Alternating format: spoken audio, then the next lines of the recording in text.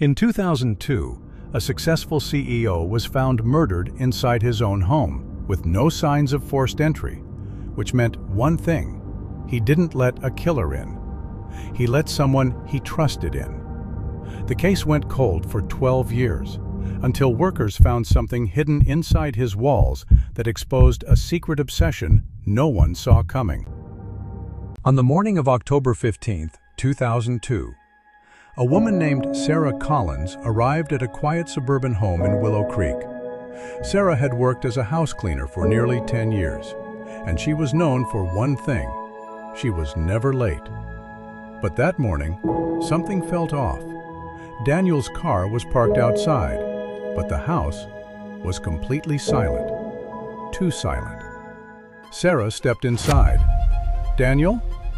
No response. She moved further in, slowly, carefully. Then she saw it. Dark stains on the floor. Not random, a trail. She froze. She didn't want to follow it, but she did. Step by step, her heart racing, until she reached the living room.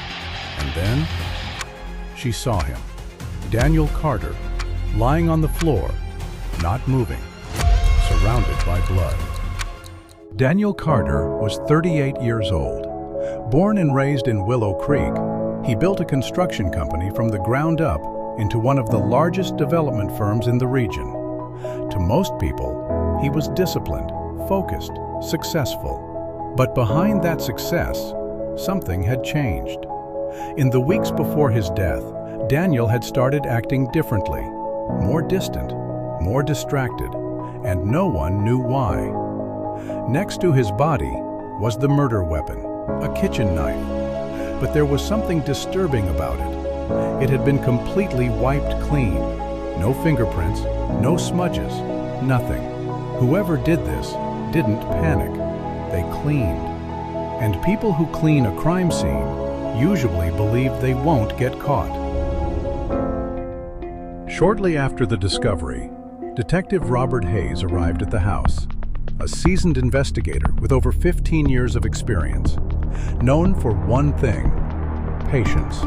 As he stepped inside, he immediately noticed something small: a chair near the dining table, slightly out of place, and on the kitchen counter, a glass of water, half full, but wiped clean. No prints, no trace. This wasn't random. This was controlled, and that meant something else. The killer was likely someone Daniel knew. The first person Hayes questioned was Mark Lewis, Daniel's personal assistant. He had worked with Daniel for 5 years and knew his daily routine better than almost anyone. At first, nothing seemed unusual, until Mark mentioned something strange. In the weeks before his death, Daniel had been receiving late-night phone calls that would completely change his mood. Sometimes he wouldn't speak for hours after. But the strangest part was this: he never told anyone who was calling. Detective Hayes spoke with Emily Carter, Daniel's ex-wife. They had divorced just 1 year earlier, but remained on relatively good terms. During the conversation, Emily mentioned someone, a close friend, Laura Bennett. At the time, it didn't seem important. Just a friend, just a name. But years later, that name would come back. When detectives spoke with Laura Bennett, she was calm, too calm. No shaking hands, no hesitation, no fear. She denied knowing anything about Daniel's death, and without evidence linking her to the crime, police had no reason to hold her, so they let her go. Days turned into weeks, weeks turned into months, and months into years. Every lead disappeared, every theory collapsed, and eventually, the case didn't get solved. It got forgotten. For 12 years, Daniel Carter's killer walked free, living in the same town, blending in, watching, waiting. In 2014, Daniel's house was finally sold. New owners began renovations. Workers started removing sections of drywall. And then, they found something, hidden inside the wall, a sealed envelope with Daniel Carter's name written on it. Inside was a letter, but not just any letter, a confession written by Laura Bennett. The contents were chilling.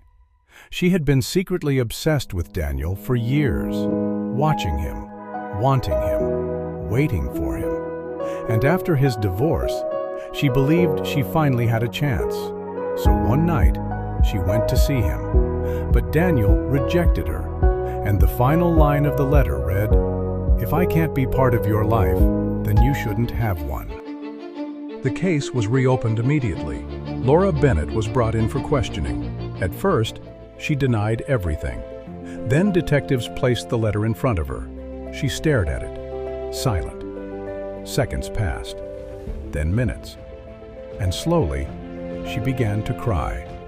And finally, she confessed. On the night of the murder, Laura went to Daniel's house to talk. He let her in because he trusted her. She confessed her feelings, but Daniel rejected her.